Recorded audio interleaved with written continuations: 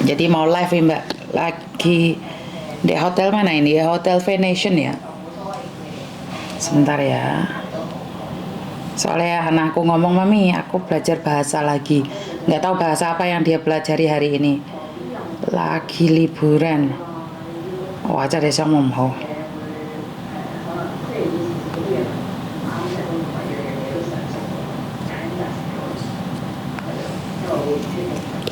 Reconnect. Jadi internetnya nggak kurang bagus ya ternyata di Makau. Jadi sangat sulit sekali reconnect terus.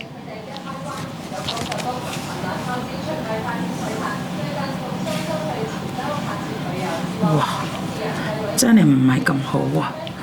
個 connection 啊，斷。Jadi sangat sulit sekali yang ada di Facebook ya. Di YouTube juga sangat sulit sekali.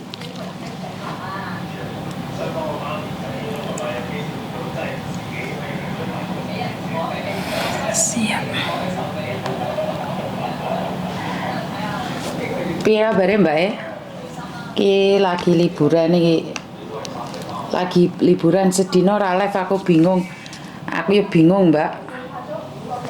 Tapi kok YouTube-nya angel ram ya? YouTube-nya nggak bisa connect ya? Ya wes gak apa-apa lah, gak usah YouTubean dikit ya. Dek Facebooknya nggak apa-apa kayaknya. Jadi roto angel sinyalnya.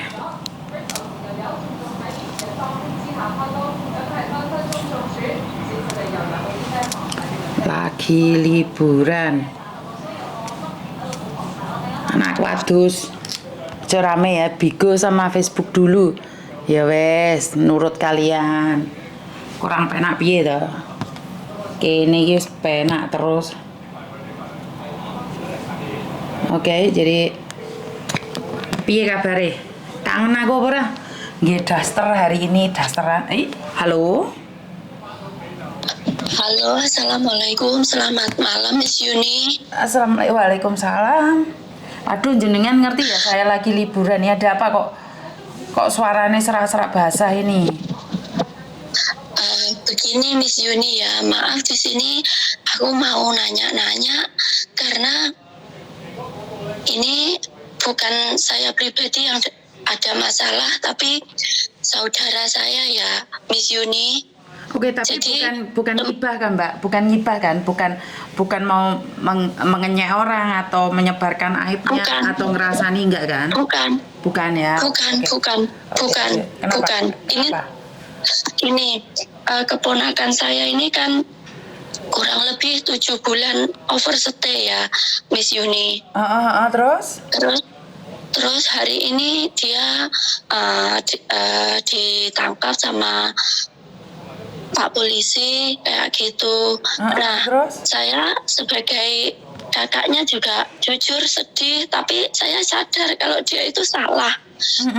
Saya tidak tahu bagaimana prosesnya itu. Saya ingin Miss Yuni menjelaskan ini nanti anak dikeluarkan atau dipulangkan atau bagaimana Miss Yuni. Oke, sebentar. Oke, kalau di Hong Kong ditangkap nih ada beberapa hal. Apa yang dia lakukan, dia melanggar izin tinggal kah, atau dia bekerja di luar pekerjaan kah, atau seperti apa? Kan kita sama-sama nggak tahu nih. Saman kan nggak tahu tuh ada apa kan? Yang Saman tahu kan cuma overstay aja. Saya tahu. Apa? Saya tahu dia dalam perjalanan mau kerja, tapi di jalan dia ditangkapnya, nggak dalam tempat kerjanya. Oke. Artinya adalah dia berarti dia ditangkapnya karena overstay, bener nggak sih? Iya, dalam perjalanan. Dia ditanya paspor, ditanya KTP, terus KTP ini itu kan udah waktunya memperbarui kayak gitu. Oke. Jadi akhirnya ditangkap terus dibawa kantor polisi. Kantor polisi mana nih kalau boleh tahu? Tadi itu di Simsajoy. Terus saya tanya sama polisinya, kan saya datang ke sana ya, izin ke majikan, saya mau ada urusan sebentar.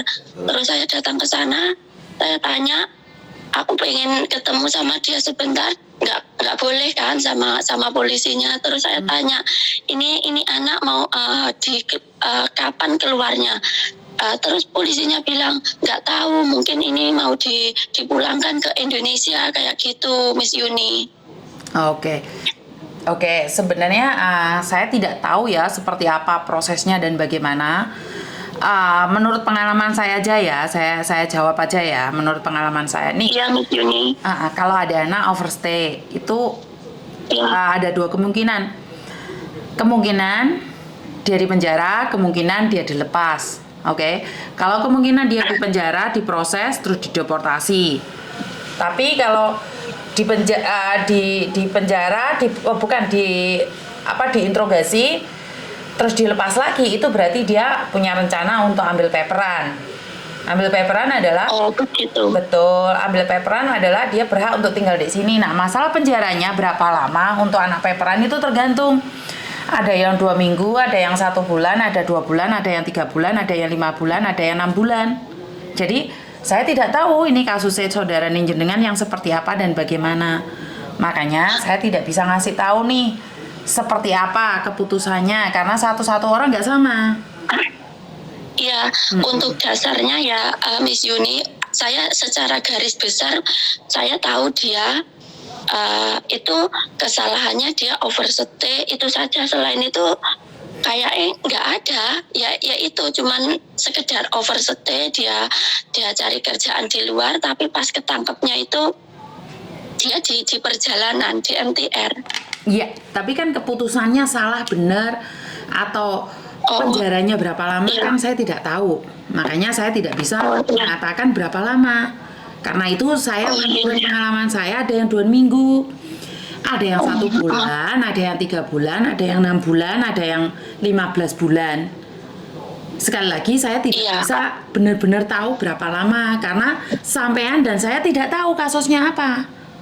Kan setahu saya aja itu. Tapi mungkin dia punya kasus-kasus lain lah, atau dia bisa juga dituduh mencuri oleh majikan, kabur dari majikan, seperti apa kan kita sama-sama tidak tahu. Bener nggak? Iya, Miss Yuni. Kalau misalkan ini, misalkan dia itu kesalahannya karena ya itu tadi kurang lebih dia itu overstay sekitar 7 bulan, terus dia itu waktunya perpanjang KTP, tapi dia KTP-nya kan tidak bisa diperbarui karena dia udah overstay. Itu kemungkinan langsung dideportasi atau masih ada kesempatan di sini, Miss Yuni. Dan kalau misalkan dia itu dideportasi, bisakah dia kembali ke Hong Kong untuk bekerja? Oke, sekali lagi seperti yang saya jelaskan, kalau dia sudah overstay, ketangkep, dideportasi, itu 100% saya katakan tidak bisa kembali lagi ke Hong Kong. 100%. Dalam kurun berapa lama itu, Miss Yuni? Saya kurang tahu, Mbak. Kenapa? Yang saya tahu anak 11 tahun aja mau balik sini pernah overstay nggak bisa. Anak yang data ganda 19 tahun aja ketahuan oleh imigrasi. Jadi saya tidak tahu karena itu adalah rahasianya imigrasi Hong Kong ya. Yang saya tahu dia sudah melanggar. Kalau dia masih ingin bertahan untuk tinggal di sini, ya dia jadi paperan itu. Jadi paperan itu seperti apa? Sebentar saya jelaskan dulu ya. Jangan dipotong dulu, takutnya saya lupa lagi. Jadi kalau jadi kalau ambil paperan itu seperti apa? Ya sama aja menggadaikan kewarganegaraannya. Berarti kamu sudah tidak ingin jadi warga negara Indonesia lagi. Nah, apakah boleh? Boleh. Kamu melepaskan paspor Indonesia boleh. Tapi kamu tidak boleh pulang Indonesia karena paspormu sudah kamu serahkan pada pemerintah Hong Kong. Apakah masih bisa tinggal di Hong Kong? Bisa. Bahkan pemerintah Hong Kong memberikan uang, uang tempat tinggal, uang makan, tapi tidak boleh bekerja. Kalau sampai dia bekerja dan ditangkap lagi, masuk penjara lagi.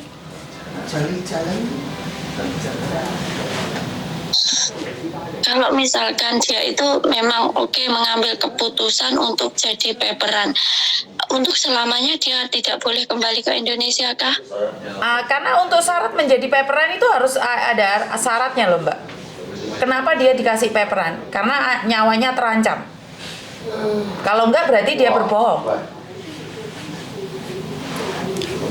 Paham nggak? Untuk mengambil paperan ada surat-suratnya, ada syarat-syaratnya loh. Ada 75 pertanyaan loh. Kemarin aja ada anak yang menyesal ambil paperan.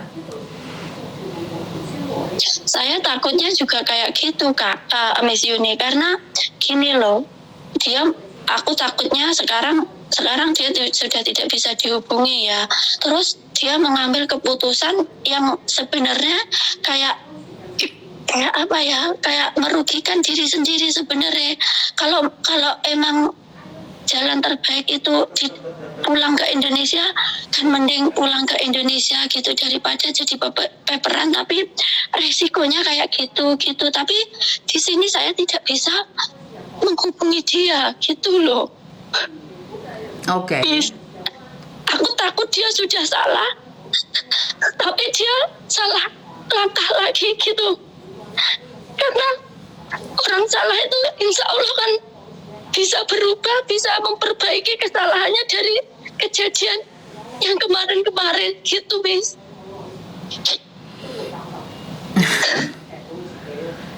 Karena tidak ada yang bisa memaksakan ya Mbak ya, karena mungkin dia tergiur oleh omongan orang lain juga, jadi sulit ya. Karena dia sebenarnya adik kandung saya.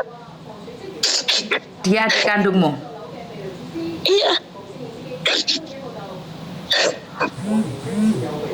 Makanya kenapa saya sedih ini, setakut ini. Oke, sebentar. Salahnya adik. Oke, sebentar. Saya tetap tidak tega melihat dia kayak gitu. Oke, sebentar. Soalnya kamu nangis nih. Saya takutnya ntar ada orang yang bilang saya jual kesedihan. Kamu tahu kan? Enggak. Ini real.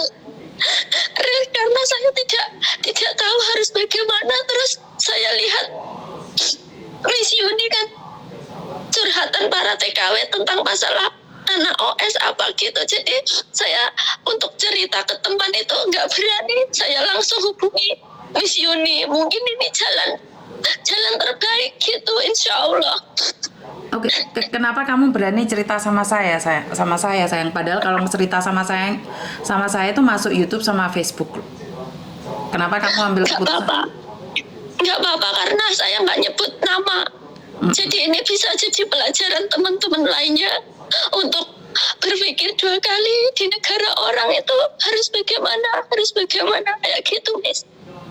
Oke. Jadi Samen kapan nih taunya adikmu ditangkap? Hari ini. Ditelepon polisi? Iya. Lah kok Samen ditelepon polisi? Karena adik saya menghubungi saya. Oke, berarti gini Mbak, ada apapun nih sebenarnya yang ada apapun ya.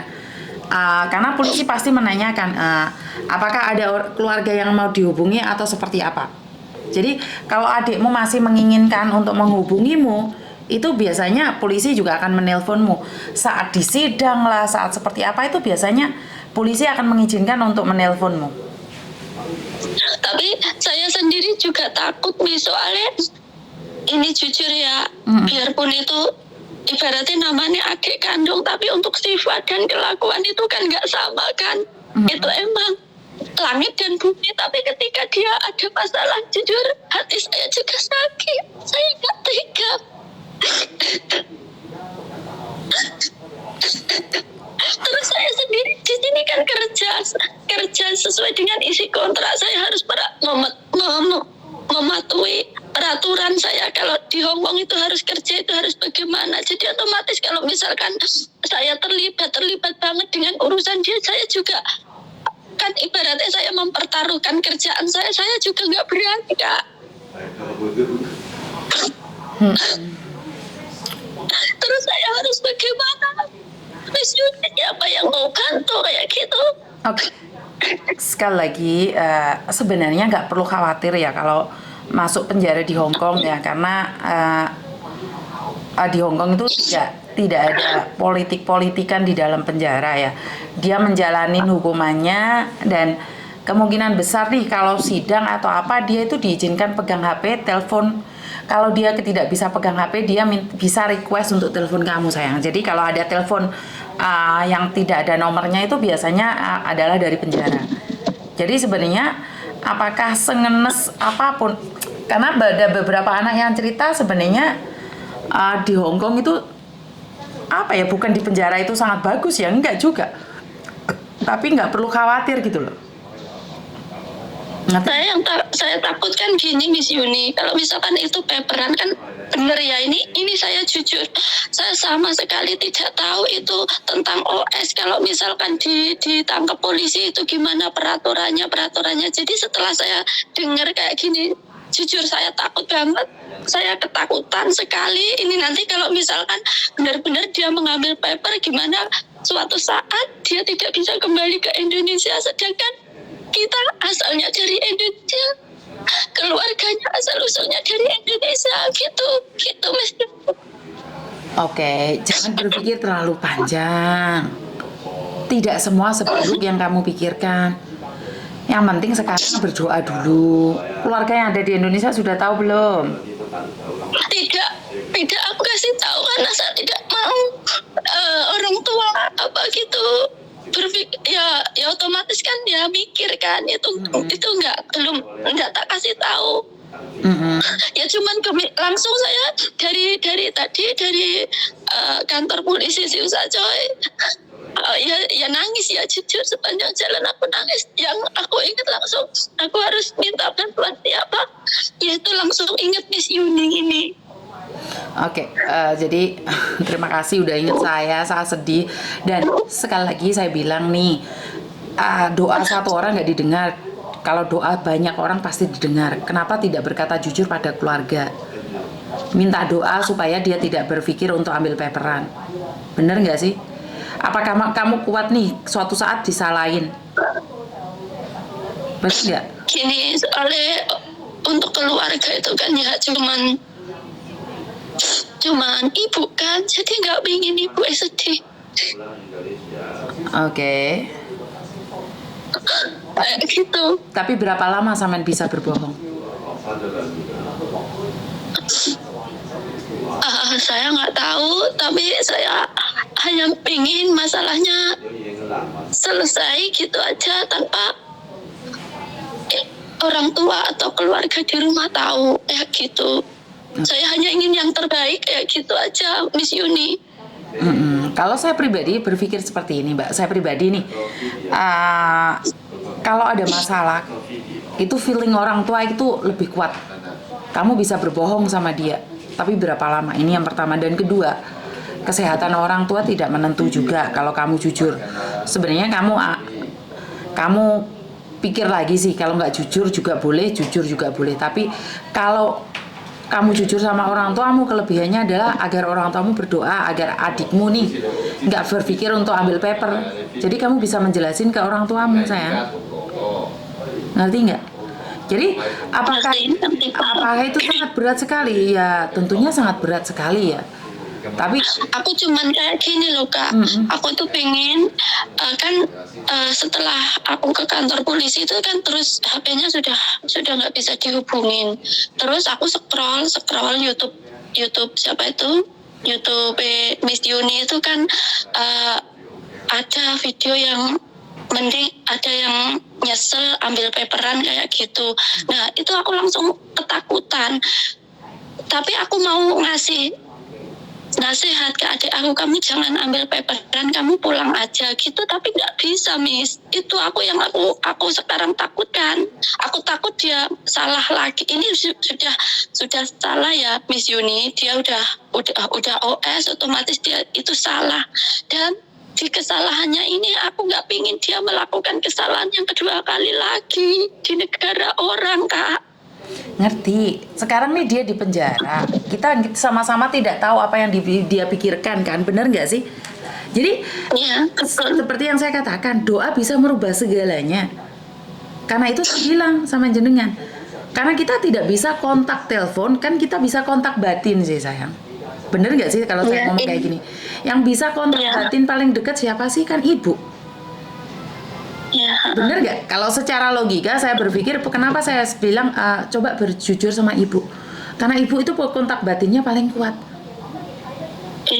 Iya. ngerti Miss. Jadi gini loh, kita itu tidak bisa kontak dia lewat telepon, kita kontak batin, kita doakan. Ingat loh, hanya Tuhan yang bisa membolak-balikan hati manusia loh. Jadi dengan apa? Dengan doa. Kalau nggak doa, gimana? Kita nasehatin dia kalau nggak dia ngengkel. Jadi itu berarti kalau ini kembali ke itu ya Miss Yuni, maaf ini aku belum puas ya gitu. Untuk paperan itu dia tidak boleh kembali ke Indonesia ya? Itu menurut sampai peraturan. Nanti. Itu menurut peraturan ya. Ada pengampunan atau tidak kan prosesnya juga sulit. Masih ingat kan ada masnya yang sampai lumpuh itu nggak pulang itu? Ada itu kasusnya masnya OS sampai lumpuh, istrinya nyuruh dia pulang, dia pun tetap nggak mau pulang. Ada kok. Ada beberapa. Itu kenapa nggak mau pulang itu Miss Yuni? Kan dia paperan. Alasannya? Kan dia paperan. Jadi nggak bisa pulang ke Indonesia? Nggak bisa pulang. Untuk ngurusi surat-suratnya kan sangat berat sekali. Kan dulu paspornya sudah digadaikan. Kewarganegaraannya kan udah digadaikan. Dia kan udah nggak punya paspor. Kalau paperan kan nggak punya paspor sih Mbak. Tahu nggak kenapa mereka bisa ambil paper? Dari 90% itu alasannya nyawanya terancam di Indonesia. Kan padahal nggak akan ada yang ngancam nyawa kita kan. Otomatis dia akan membuat pernyataan yang bohong. Takut dibunuh siapalah, seperti ini, seperti itu. Nah, karena orang Hongkong itu sangat baik sekali membantu manusia dan memanusiakan manusia, maka mereka memberikan surat izin tinggal di Hongkong dengan nama paper.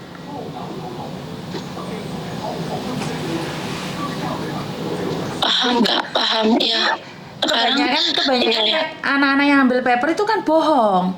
Sebenarnya di Indonesia nggak ada yang ngancam. Siapa yang ngancam? Ini dari cerita anak-anak yang OS ya, bukan saya yang cerita ya. Karena banyak anak yang sama saya, lo kok bisa ambil paper? Padahal ambil paper itu syaratnya adalah nyawanya terancam kalau pulang di negara sendiri. Benar nggak sih? Iya benar. Ini nanya lagi, maaf ya. Itu anak yang ambil paperan itu sebenarnya tahu nggak resikonya paperan itu gimana kok segampang itu dia mau jadi paperan kayak gitu? Saya rasa mereka tahu Mbak. Tapi kan mereka mungkin tergiur dengan glamor yang ada di Hong Kong, atau mereka tidak ingin tinggal di Indonesia, atau banyak alasan kan. Saya tidak bisa mengatakan satu persatu ya, karena saya tidak ingin seolah-olah saya itu memojokkan anak overstay, anak paperan, padahal kan saya tidak tahu alasan mereka. Jadi saya menghargai mereka juga, karena ada sebagian dari mereka itu menyesal dan baik-baik saja, dan kecewa tidak baik-baik saja. Ada yang bangga, ada yang bahkan anak paper itu sombongnya nggak karu-karuan, ada yang anak paper itu baiknya nggak karu-karuan.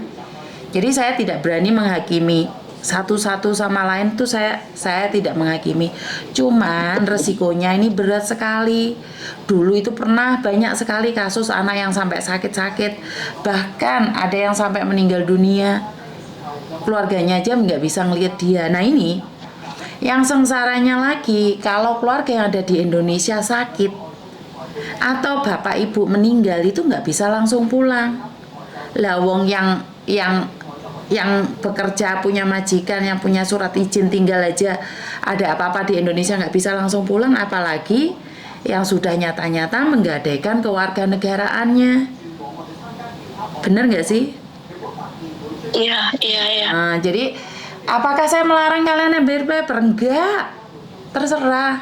Enggak. Itu hak. Saya tadi ke Miss Yuni karena saya benar-benar pengen tahu, jadi ya minta doanya ya Miss Yuni, kalau misalkan besok atau kapan itu anak bisa menghubungi saya, nanti tak kasih tahu kayak gini gitu Miss Yuni. Makanya sebelum itu aku sudah tahu ini kalau paperan itu kayak gini. Saya pernah dengar anak paperan apa gitu, pernah dengar, tapi nggak tahu paperan itu yang bagaimana, OS itu yang bagaimana kayak gitu. Jadi biarpun ini kayak aib ya aib, tapi aku nggak apa-apa Miss Yuni, sama dibuat pelajaran sama teman-teman di sini.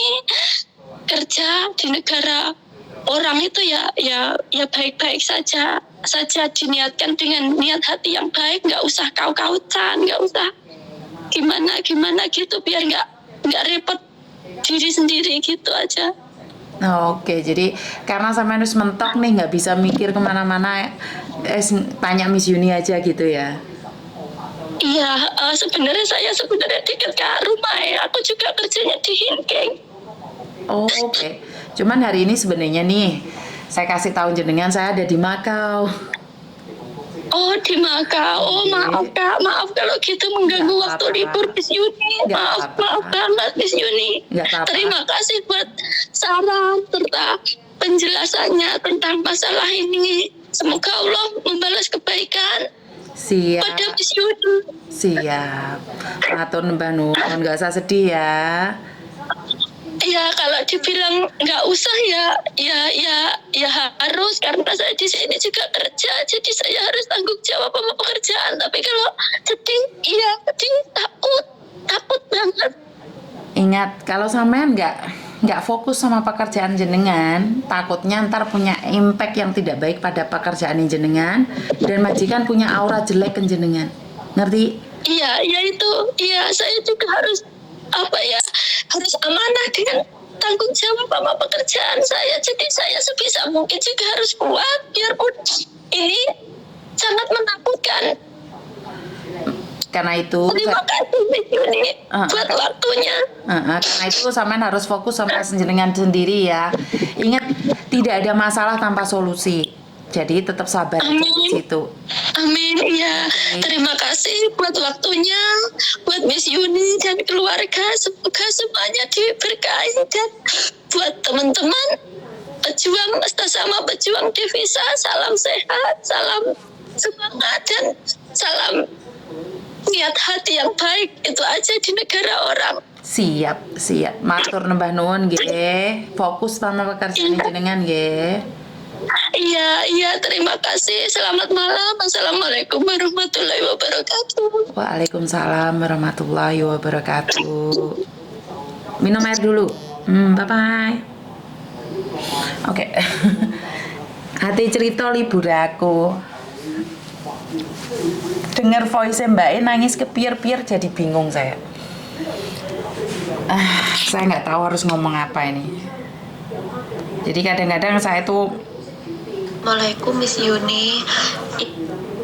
Jadi ini dapat voice-nya ya. Miss Yuni, ini maaf saya mau tanya-tanya, soalnya saya benar-benar nggak tahu posisi saya itu harus bagaimana. Kebetulan hari ini adik saya OS-nya kurang lebih 6 bulan. Jadi kadang-kadang hari ini nih sebenarnya liburan saya nih, tapi ya nggak ada masalah sih, wong lagi di rumah aja, dan bukan di rumah, sorry, lagi di hotel nih. Ini 2 orang di belakang itu lagi tidur. Nah, sayanya lagi memandang pemandangan di luar sana sambil nyantai, refresh kan. Tak pikir kalau keluar dari Hong Kong nih nggak ada yang nelpon saya, padahal saya sudah woro-woro saya ada di Makau. Tapi bagi saya ya nggak apa-apa sih, saya happy aja kok. Jadi ya udah, nggak apa-apa. Dan masih nunggu nih dari Ning, teleponnya Ning kok belum telepon saya ya. Mau saya udah di Makau nih, rumah sakitnya mana, pingin ngobrol sama Ning, belum ada jawaban. Koko telepon kamu ya.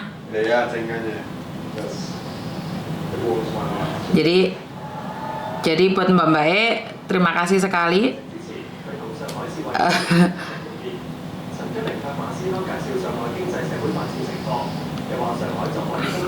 Bentar ya.